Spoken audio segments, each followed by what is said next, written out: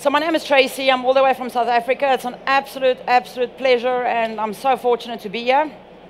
Thanks for joining me. I had the session on Monday as well. I had quite a nice crowd then as well.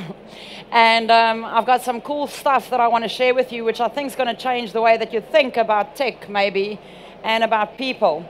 So my session is about a digital business mindset.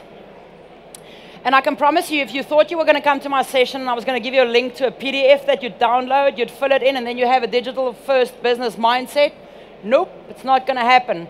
That's also not how you get governance, and that's also not how you get change management, by the way. So if that's how you install that in your company, it's not going to be successful. That's not how we do these things. A digital first business mindset is changing cultures. Okay? Whatever we've done in the last 20 years, who's working in companies where they've had amazing user adoption? Hands up. So apparently what we did the last 20 years didn't work. Am I right? That didn't work. So that means, and I'm sure it was, if someone puts it on Facebook, it's going to be illegal, but I don't even know who said it. You know, Einstein must probably. If you want to achieve different results, you have to do different things. So we have to completely change the way that we roll out apps and things in our companies. We can't do it this way anymore. It's got to be completely different. So my session is about a digital first business mindset. It's about cultures. It's about how we treat employees. It's about how we help people adopt technology. Because whatever you think your purpose in life is, if you want to call it consumption, if you want to say that you want to point to a graph in the user adoption stack in Power BI and the numbers have to be up, at the end of the day, the only thing we want to achieve is happy users who are efficient and effective using the apps and services that we've rolled out in the company. If you don't think that's your purpose, start lying and saying it so that people can believe it. Don't say, we want people to use Teams so that people use Teams. How much is that going to help you? So if we look at what we're going to cover today, where's my side screen? Can you get that for me there? You know, the bigger one? Does it not want to come up? I can't even read that small, my man. One momento. Oh, you can go back to it. If it's an issue, we can go back to it. It's fine. Okay. So I am going to talk about the evolution of how we use technology. In short terms, I call it the evolution of finding stuff, so that's very important to me. I am going to talk about digital literacy and training. I was fortunate last year at Ignite as well to talk about this. Anyone here that's ever been in any of my sessions? And you came back. And you, all the way from South Africa, came back as well. Oh, by the way, is there anyone in here that has birthdays today? I was just wondering, anyone? You have a birthday today? Happy birthday, cupcake. Okay, so digital literacy and training. I want to speak about citizen developers, which kind of flows through all of these little things. Diversity, roles, and responsibilities, which is very important to me. And then I'm going to wrap up with company culture. You wanted a quick win, right? You wanted me to start there so that you can leave in 5 minutes. Oh, there's the PDF link. Great, sorted. Is that what you want to do? No, it's not going to work like that. Okay, the evolution of how we use technology. This is quite an interesting little thing, and I'm definitely passionate about this. For years and years I've been training, and every now and then I'll see the same students come back to my training. So at first I drank a lot of wine, did some soul searching, figured out, am I a bad trainer? And then I thought, I don't think it's that. I would ask them, why are you back in my training? Well, no, it's for a refresher course. I'm like, I'm not a refresher trainer. It's not what you do. So why are they coming back to my training? Why do they come back to redo a course that I've done a year ago or something with them? Okay? So I started doing serious research on this. And nothing fancy pants, because I do crazy pants, not fancy pants. Okay? Crazy pants is practical, fancy pants is theory. So, did a lot of research, because I thought that there must be a psychological reason behind why people don't do so well with training. Forget about adopting stuff. People just don't train well. I mean, what's up with that? How can we not train people? Are we using the wrong trainers? Should we train in bars? I don't know. How can we change this? Okay? So I came up with this, and I've got a blog site, by the way. If there's any of this detail that you want that's in the slide, I've written so many articles about this, and I've done so many videos. This is something I then went and kind of designed in my head, the evolution of finding stuff. This is going to be the biggest barrier when it comes to your user adoption. Again, user adoption leads to changing company culture. You see where I'm going with this? It's not the quick route, okay? I'm going to take you the long way around. So for me, the evolution of finding stuff works like that. Who in this room, and come on, be honest with me, I don't know you, so I'm not going to go and tweet and say, Peter at 123 doesn't put stuff on his desktop. Who in this place here puts stuff on their desktops? You save stuff on your desktops? Kind of now and then. Yeah, we call it temporary, don't we? But what do you consider temporary? So the reason why we put stuff on our desktops, and Liz also said that she puts stuff on her desktop, right? Not Tracy, which is Liz. So Liz, when she goes on holiday, okay, what car do you have, Liz? A car? Honda. I'm like, what the hell? Woo, that was loud. So a Honda, okay.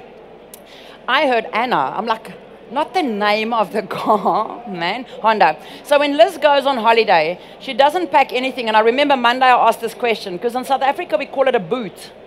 The stuff where we pack the stuff in. Apparently here you call it a trunk. In South Africa we put dead people in trunks. I'm just putting that out there, okay? But Liz doesn't pack anything in a car's trunk. She's going to put everything on a car's roof. I'm going to go, hey Liz, well, what's up with this cupcake? Why is nothing going in the car's trunk? And she's going to say, no, I'm going to put everything on the roof. And I'm going to go, no, Liz, that stuff's going to fall off, babe. And she's going to go, no, I got duct tape. We're going to stick that stuff down, it's not going to fall off. And I'm like, Liz, why do you put stuff on your car's roof?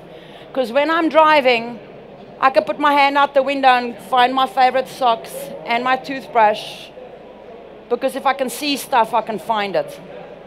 That's why you put stuff on your desktop.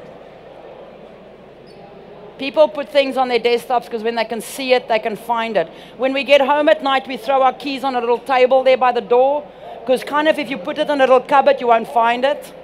If I can see it, I know where it is. People put stuff on their desktops because they believe that if they can see it, they can find it. Okay.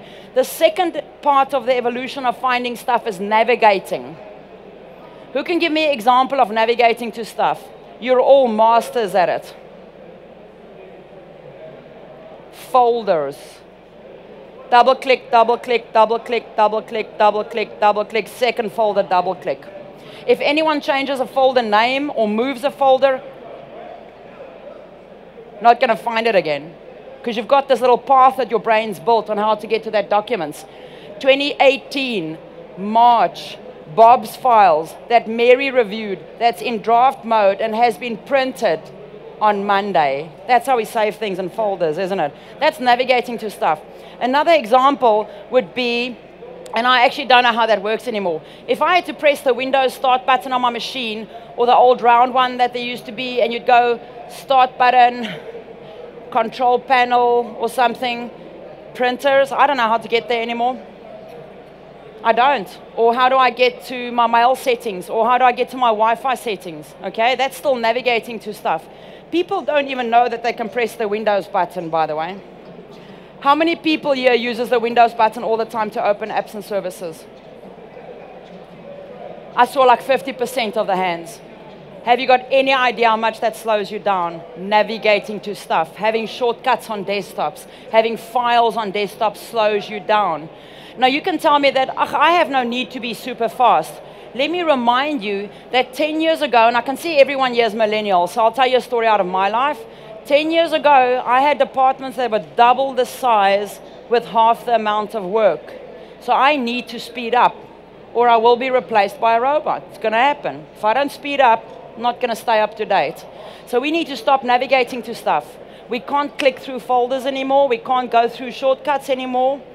I'm so ADD, I'm ADHD, which is in high definition. I mean, that's much worse, okay?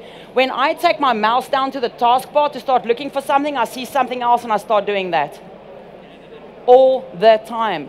It slows you down. That's an example of navigating to stuff. An example of search, of course, is using the Windows button on your machine. I want to see if I can minimize this. Windows D, by the way, Windows D. Windows button, Excel, enter, open. I didn't go navigate and find a shortcut or something. If I went to the browser, can I use Google? Is that going to be?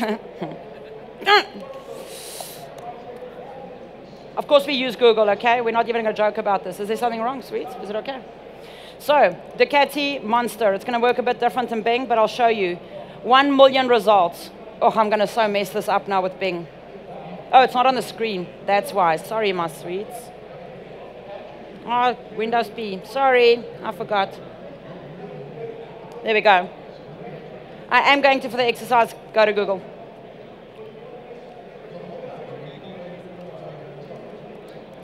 I'm a biker chick, lots of motorbikes. Ducati Monster, 44,500,000 results. That's crazy, right? Your users, what they do all day is create stuff, search for stuff, find stuff, share stuff. That's the job description of every single person out of 25,000 people at this conference. I know that I'm looking for the owner's manual for my 2016 696, right? So space minus Wikipedia. Why do I take Wikipedia out? Anyone? Because crazy pants wearing biker chick type girls who drinks a lot of wine writes Wikipedia articles. Think about that next time you go and say, oh, this is how I do open heart surgery. Okay, so Wikipedia I take out of it. I want a 2016 document and I want a PDF. 44,500,000 results. 750,000 results. This is what we should be teaching our users, is to search better, am I right? Don't come cry to me because SharePoint doesn't have a little button anymore to only filter on PDFs. I'm like, use a minus. We should be teaching people these things. Just go back to my presentation.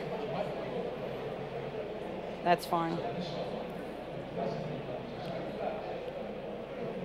Wrong way around. Ooh, sorry. There we go.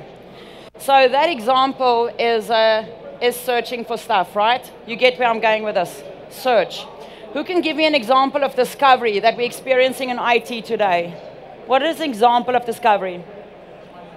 Can someone speak that through? Spotify. True story. So I was in New York now for 2 days. Never been to New York, so that was pretty cool. And there's this little stand you get on the corner of the streets called, I think, the Halal Boys or something. They make these amazing shawarma type things. And I went there. Did not have data. South Africans don't have data outside of the hotel door. No data, okay? I went to this little stall. I didn't use a credit card. We paid for cash. I did not take a photo. I did not check in at the location. When I got back to the hotel and my Wi-Fi came up, I got a please rate our service from the Halal Boys. That's discovery. My phone knows where I am, people, even when I don't. Another example of a discovery is Office Graph, Delve. Let me show you things that you're interested in. Let me show you people that you should be talking to. Let me show you files you might be interested in, right? So that's discovery. Do you know where your users are still stuck? Where do you think your users are in this journey? About there? Am I right? If you make Microsoft Teams more purple, they're not going to use it better. We've been pushing out apps for years and years that we think that if it's pretty enough, they'll use it better. They won't. We need to train our people to take them through that path. Very, very important.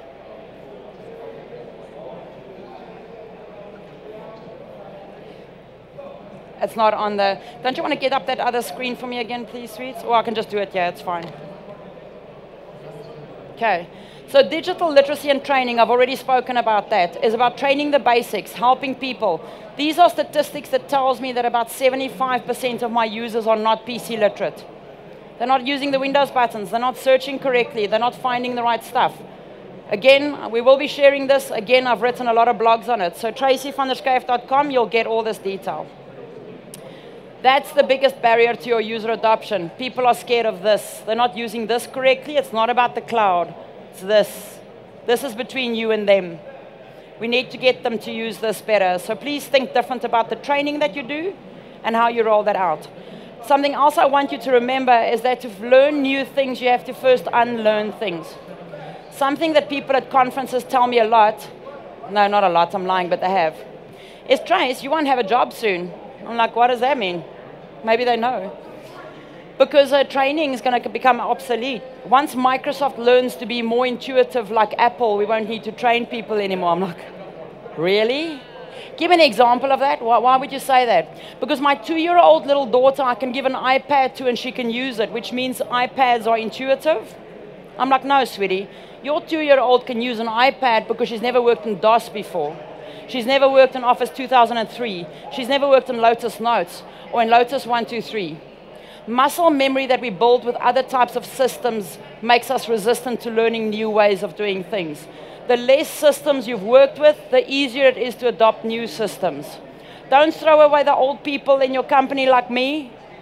We come with a lot of experience. We might be slower, but we have a lot of cool experience. We just have to be trained a little bit more to be helped because we have a lot of muscle memory with other systems.